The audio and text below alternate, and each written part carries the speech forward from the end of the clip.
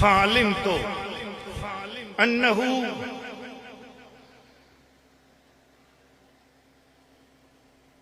میں نے سمجھ لیا کہ وہ جو کلمہ میں نے عرش پہ لکھا ہوا دیکھا ہے.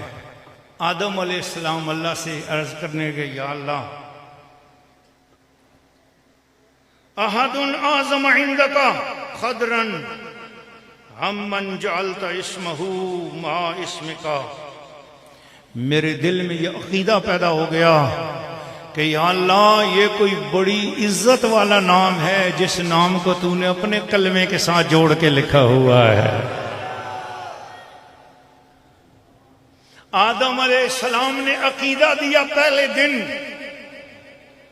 اپنی تخلیق کے روز اول کہ میرے بچوں اللہ جس کی عزت کرائے اس کی عزت کرنی ہے. بولو ذرا سبحان اللہ.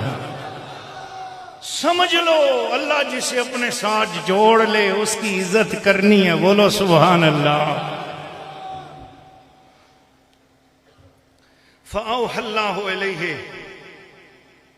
اللہ نے آدم علیہ السلام کی طرف وحی فرمائی یا آدم انہو آخر النبیین من ذریتک. اے آدم جس نام کو تو نے میرے نام کے ساتھ جڑا ہوا دیکھا ہے لا الہ الا اللہ کے ساتھ, کیا جڑا ہوا دیکھا؟ سارے بولو. لا الہ الا اللہ کے ساتھ کیا جڑا ہوا تھا؟ لا الہ الا اللہ کے ساتھ کیا جڑا ہوا ہے؟ محمد الرسول اللہ. بلند آواز سے پڑھو ذرا سارے لا الہ الا اللہ ہو محمد الرسول اللہ. فرمایا اے میرے پیارے آدم انہو آخر النبیین من ذریتک, یہ تیری اولاد میں سب سے آخر ہے انبیاء کا, یہ خاتم النبیین ہے, یہ آخر النبیین ہے, یہ خاتم الانبیاء والمرسلین ہے.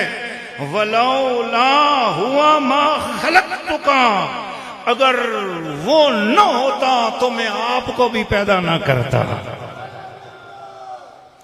یہ کلمہ اتنا پرانا کلمہ ہے لا الہ الا اللہ محمد رسول اللہ.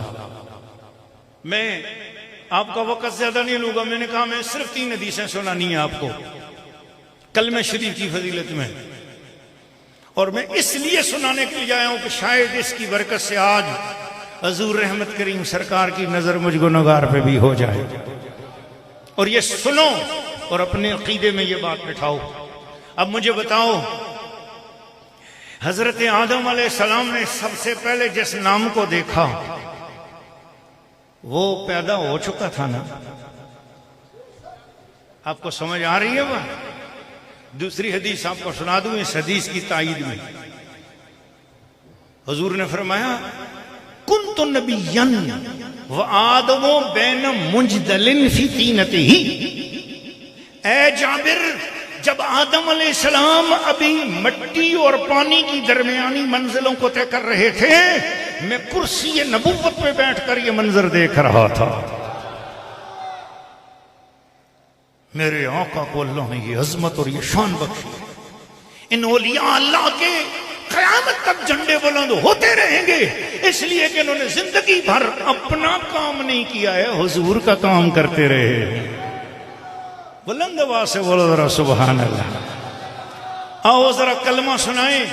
ان کی روح مبارک آج سب سے خوش ہو جائے گی اور جھولیاں بھر جائیں گی آپ کی. لا الہ الا اللہ محمد الرسول اللہ, لا الہ الا اللہ محمد الرسول اللہ, لا الہ الا اللہ محمد الرسول اللہ, لا الہ الا اللہ محمد الرسول اللہ, لا الہ الا اللہ محمد الرسول اللہ, لا الہ الا اللہ محمد الرسول اللہ.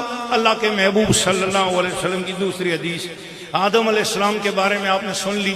اب میں حضرت نوح علیہ السلام کے حوالے سے ایک بات کرتا ہوں. نبی پاک علیہ السلام نے فرمایا جب حضرت نوح علیہ السلام کے وصال کا ٹائم آیا تو آپ نے اپنے بچوں کو بلایا اور فرمایا میں تمہیں 2 چیزوں کے کرنے کا حکم دے رہا ہوں اور 2 چیزوں سے بچنے کا حکم دے رہا ہوں.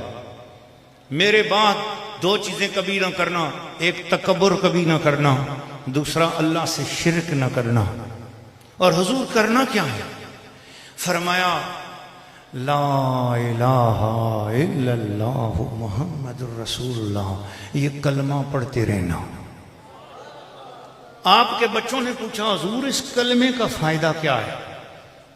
نبی پاک علیہ السلام نے واقعہ سنایا آدم علیہ السلام کا، نبی پاک نے واقعہ سنایا نوح علیہ السلام کے وصال کا، آدم علیہ السلام کی تخلیق کا اور نوح علیہ السلام کے وصال کا. نوح علیہ السلام کو آدم ثانی بھی کہا جاتا ہے اور آدم اول حضرت آدم علیہ السلام ہے. ایک کی تخلیق کا اور دوسرے کے وصال کا واقعہ حضور بتا رہے ہیں. اشارہ کیا ہے؟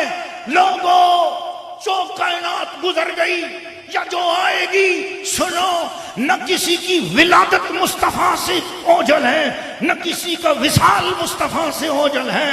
میں لوگوں کے وصال بھی جانتا ہوں، میں لوگوں کی ولادتوں کو بھی جانتا ہوں. کائنات اولین اور آخرین میرے حضور کے سامنے ہے. چنانچہ حضور نبی کریم علیہ السلام نے فرمایا کہ حضرت نوح علیہ السلام نے اپنے بچوں کو اس کلمے کی شان بیان کی. فرمایا بیٹو میں تمہیں بتاتا ہوں فَإِنَّ السَّمَاوَاتِ وَالْأَرْضِ وَمَا فِيهِمَا، آسمانوں اور زمینوں میں جو کچھ ہے اور آسمان اور زمین خود بھی، لَوْ وُضِعَتْ فِي كَفَّةِ الْمِيزَانِ، اگر آسمانوں اور زمینوں کو کسی ترازو کے پلڑے میں رکھ دیا جائے، وَوُضِعَتْ لَا إِلَهَ إِلَّا اللَّهُ مُحَمَّدٌ رَّسُولُ اللَّهِ فِي كَفَّةٍ أُخْرَىٰ، اور دوسرے پلڑے میں لا الہ الا اللہ محمد رسول اللہ کا کلمہ اکیلا رکھا جائے.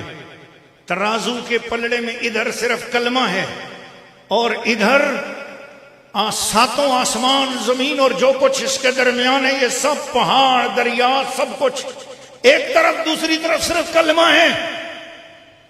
نبی کریم صلی اللہ علیہ وسلم نے ارشاد فرمایا کانت ارجح منہما، جس طرف کلمہ ہے کلمہ کا وزن زیادہ ہو جائے گا، آسمان زمین ہلکے ہو جائیں گے.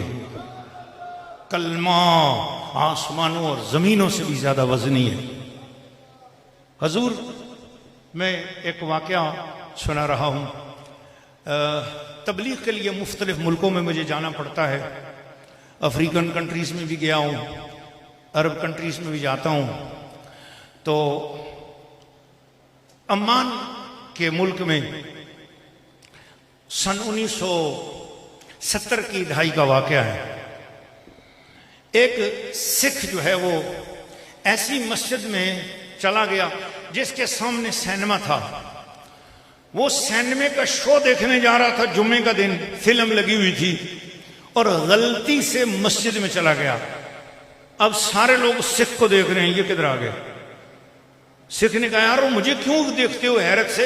کہا تو کدھر ہے؟ کہتے ہیں یار میں تو فلم دیکھنے آیا ہوں. کہنے لگے یہ تو مسجد ہے، یہاں تو لوگ جمعہ پڑھ رہے ہیں.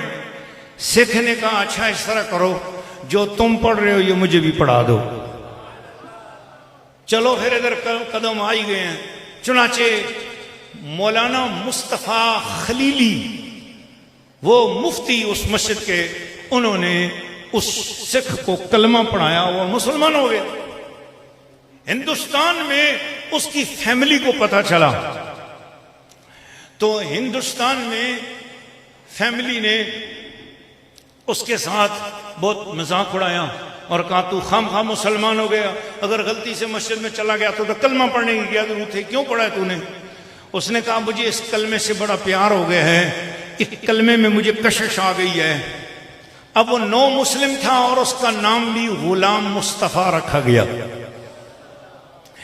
چنانچہ گھر والوں نے کہا کہ وہ ذرا کلمہ جو ہے مجھے ہمیں بھی بھیج. جو کلمہ تجھے پڑھایا گیا ہے، اس نے خط لکھا اور خط میں لکھا لا الہ الا اللہ محمد الرسول اللہ. کہا یہ کلمہ ہے جو مجھے پڑھایا گیا. گھر والوں نے کہا اس کلمے کی کیا شان ہے؟ اس نے یہ حدیث سنی ہوئی تھی، نو مسلم غلام مصطفیٰ جو سکھ مذہب چھوڑ کر اسلام قبول کیا تھا، اس نے یہ حدیث سنائی. اس نے کہا اگر زمین و آسمان کے ساتوں آسمانوں و زمینوں کو کسی ترازو کے پلڑے میں رکھ دیا جائے اور دوسرے پلڑے میں یہ کلمہ رکھ دیا جائے تو یہ کلمہ وزنی ہوگا. گھر والوں نے کہا زمین آسمان تو ہم بعد میں دیکھیں گے، اس کاغذ کو ہم محلے کے دکاندار کو اس سے ترازو لا کے تولتے ہیں. چنانچہ انہوں نے محلے کے ترازو والے کے پاس سبزی والے سے ترازو منگوایا اور اس سے 5 کلو 10 کلو 1 کلو آدھا کلو والے پتھر منگوائے اور سارے